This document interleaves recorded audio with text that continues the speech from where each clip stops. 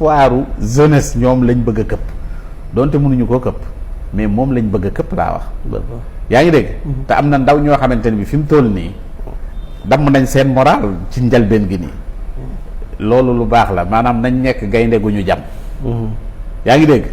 mais dañuy rebondir. fii ak fan booy fi mu toll nii peut-être ñenn ñi am na ci ñu bari ñoo xamante ni amuñu sax pour mën a wax.